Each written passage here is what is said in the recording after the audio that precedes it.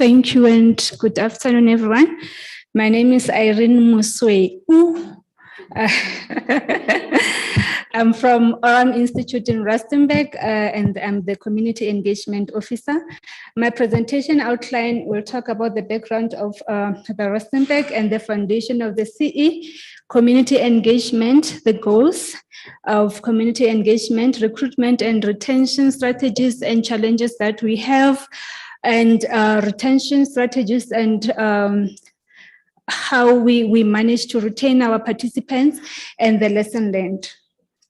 So the background, this is our catchment area in the Rustenburg in Northwest. So our city is located in Bojanala district. We are 173 kilometers from here. So our economy there is driven by the mines, and it attracts the migrants workers from neighboring countries as far as the Eastern Cape.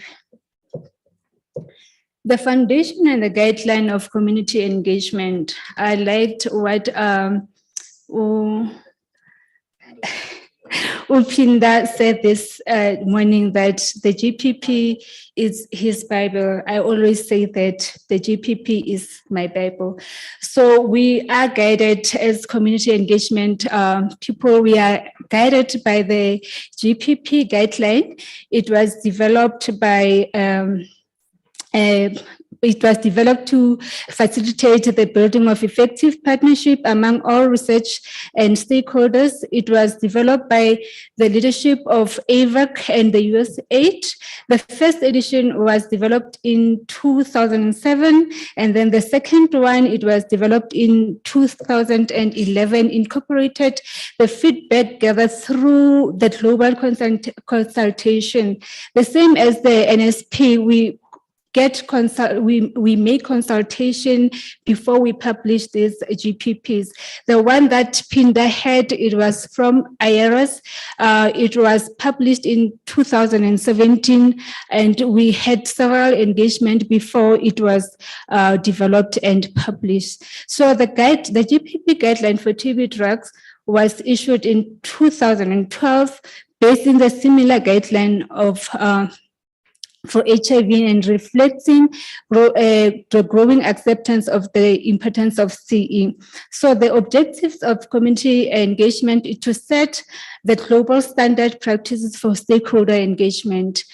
We've spoken about the stakeholder engagement, the mapping of a community this morning, and also to provide the trial funders, sponsors, and the implementers with systematic guidelines on how effectively we must engage with stakeholders in the design and the conduct and the outcome of the HIV prevention. So before we start with clinical trials, we need to engage. And then during the conduct, we still have to engage and update the community of what is happening. And then at the end, also give the feedback if the results are flat or good. And community engagement, our site has experience of many years in engaging in our district, and then we do community engagement, which involves different stakeholders. We do mapping, we consult, we do education before we start with this trial, and we do recruitment and retention. And this process is ongoing. It's not like after we do recruitment, we just sit and then wait, because without doing engagement, we're not going to be able to retain our participant. I will say our retention starts from recruitment. So in order to get a right population for your study and make sure that they do come for the follow-up, you need to start during your community mapping and also during the recruitment time. During our community mapping, we work together with our community advisory boards. We do have two boards, community advisory boards for adolescents and adults, and we identify different organizations within our catchment areas, the NGOs, and also referral network, because as we have participants in our trials, we also need to refer them when they need psychosocial support, or maybe if a participant gets HIV, she needs to go back to the clinic and get the ARVs or anything, maybe counseling or whatever challenge might the participant have, we need to have a stakeholder that will be able to work together with. And then during our community mapping and we do also community and education, we do have the IEC materials either from the sponsor side or the site will do one that will be able to engage with our participants or community through the engagement. We also do educational videos and events. So through events, we also educate the participants or our communities. And then we maintain stakeholder partnership and relationship. We involve them in development and the implementation of activities and also reviewing the processes. Like when we do, we start with our trials, we do community engagement plan, we do recruitment and retention plan, we engage them in order to work together and know what will be happening. So it's not like it's only the side thing. We engage each and every stakeholder to assist us in getting right population in our district. And then for a successful community engagement, we need to have a plan. And also after community engagement, we also need to monitor and evaluate everything that we have done. And then our goals is to build trust among the research team and the community. There must be that link. Our communities need to trust us. We need to establish and build a good relationship in our communities. And we also need to increase knowledge of the people in the areas where clinical trials are being conducted. Most of the people in our communities will say that the protocols, when especially CAC members, when they review our protocols, they will say that the medical terms that is inside the protocols, they can't understand. So it is our duty as community engagement officers and recruiters to make sure that they do understand the language. We become very late when we do trainings with them on protocols and also with our community people. And also explain clinical research and clinical trials in an easy and understandable language. Our ICF, when they come in English. So we must make sure that we also review with community members, community advisory board, and then we also advocate to sponsors to say we need Setswana, we need Sexhosa, we need Sisulu in our communities or Sesotho, depending on the percentages of our communities in which language do they talk. So we need to have the different languages in our ICF, even our IEC materials, because there are those who cannot read English, so we must have isiXhosa and isiTswana. And we also have to help to better understand the scope and the importance of the needs for research, and also give people a voice in the research process. So yeah, we need to make sure that our participants, our communities, they also have a voice in this research. Oops, sorry. And then types of meetings and the events. So our CAP, we do have CAC meetings, we do trainings, we do different protocol reviews from different sponsors. We also educate our CAC about their roles and responsibilities. And then we have meetings with the key stakeholders. Department of Health is our key stakeholders. Before we start everything, they need to give us an access to go to the different clinics to do recruitment and engage with other NGOs. So the CE activities target DOH facility managers. We make sure that they understand everything that we are going to do at our clinical research site. We engage with facility managers, and then during this engagement, we explain explain the ways in which the DOH can support the recruitment and the referral activities. We do have different protocols. Some we just do street hopping, some like TB, we have to get our participant at Department of Health.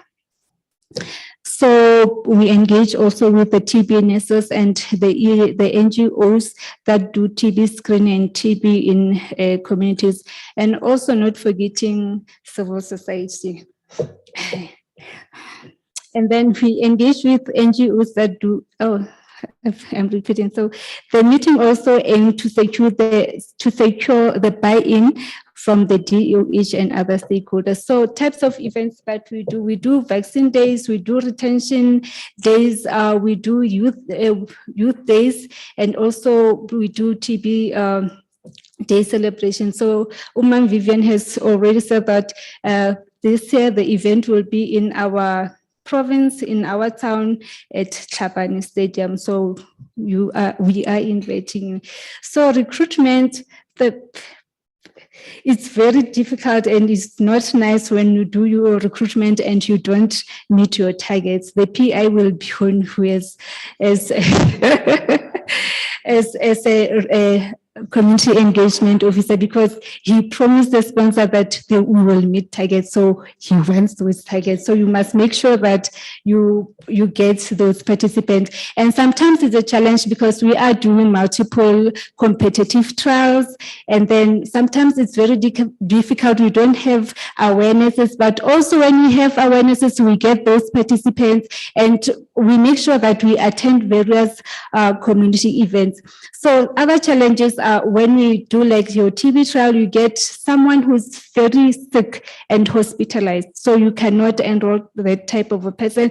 Some of the challenges that we have is the potential participant, either he's overage or maybe they are young, and the protocol only allow maybe from 18 to 25 or 65 or less, depending on the protocol design. And some of them, they don't have identification documents, and most participants who were newly diagnosed with TB were females, and with the female study, we wanted male participants. So the potential participant recruited not having phones is a challenge, because you need to retain those participants, so they need to have phones, and participants are unable to read. So we make sure that they bring their witnesses and impartial witness to site to come and assist them. So we've also spoken about the language. So sometimes it's a barrier. If you only have Setswana ICF, it's difficult for a closer person to read Setswana. And then retention is that from recruitment, we make sure that the right participants are recruited and will be able to come for their follow-up visits. And we check if they have planned to relocate. Most of the protocols will say we need to retain participants for 24 months or maybe 3 years. So make sure that they don't relocate, or they need to communicate with the site if they do relocate. And then we also confirm the detail locator information at every visit. We try to keep the stay in the clinic very short as possible as we can. So we do have a floor manager who will always check if the floor is still moving well and all participants are attended. And we ask participants to notify the site if they change their contacts or relocate. And we encourage them to have one person at home that you trust to disclose on their participation for support and reminding them of their visits or medication. And then we also provide transport for our participants who have transport challenges. And then we call them 3 days prior before their visit. We create a safe environment for our participants to remind them for the importance of participation and to retention events.